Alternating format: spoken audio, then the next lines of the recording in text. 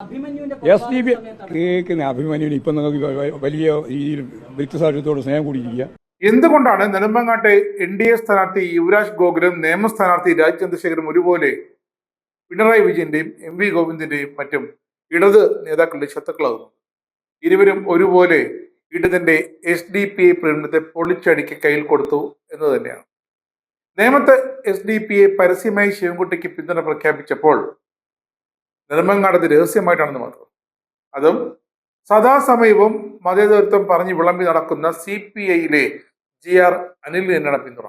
SFI വിദ്യാർത്ഥി അഭിമന്യുവിനെ കൊന്ന SDPIയുടെ vote യാചിക്കുന്ന CPMനും CPIക്കുമെതിരെ ആഞ്ഞടിച്ച് Nedumangad BJP സ്ഥാനാർത്ഥി യുവരാജ് ഗോകുൽ രംഗത്തെത്തിയതും ഇവരുടെ കണ്ണിലെ കരടായി.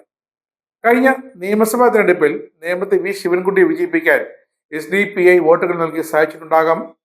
ഈ സമ്മതം പറച്ചിൽ മുഖ്യമന്ത്രി പിണറായി വിജയന്റേതാണ് ഏറ്റവും പുതിയ തുറന്നു പറച്ചിലാണ്.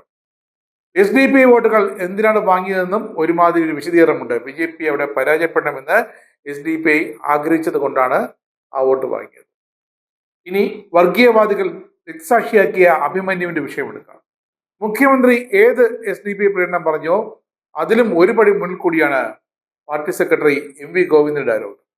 അഭിമന്യു അത് ആരാണെന്നാണ് MV ഗോവിന്ദൻ ചോദിച്ചത്. എസ് ഡി പി കേൾക്കുന്ന അഭിമന്യുവിന് ഇപ്പം നിങ്ങൾക്ക് വലിയ രീതിയിൽ വ്യക്തിസാക്ഷ്യത്തോട് സ്നേഹം കൂടിയിരിക്കുക. കേൾക്കുന്ന അഭിമന്യുവിന് ഇപ്പം നിങ്ങൾക്ക് വലിയ രീതിയിൽ വ്യക്തിസാക്ഷ്യത്തോട് സ്നേഹം കൂടിയിരിക്കുക. കേൾക്കുന്ന അഭിമന്യുവിന് ഇപ്പം നിങ്ങൾക്ക് വലിയ രീതിയിൽ വ്യക്തിസാക്ഷ്യത്തോട് സ്നേഹം കൂടിയിരിക്കുക.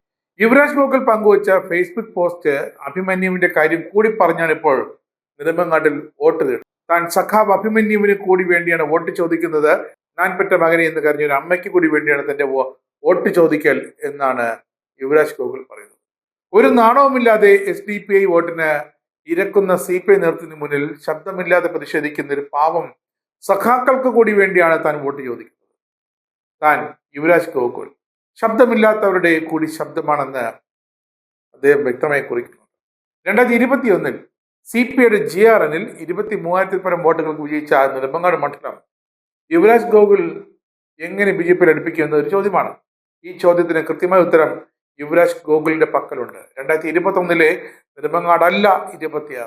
ഇവിടുത്തെ CPI കോട്ടകൾ ഇപ്പോൾ തകർന്നു വരികയാണ്. BJPയിലേക്ക് ശക്തമായ കുത്തൊഴുക്കുണ്ട്. ഒപ്പം ഭരണവിരുദ്ധ വികാരവും ശക്തമായി ഉള്ളത് കൊണ്ട് അതെല്ലാം തനിക്ക് അനുകൂലമാകുമെന്നാണ് യുവരാജ് കരുതുന്നത്.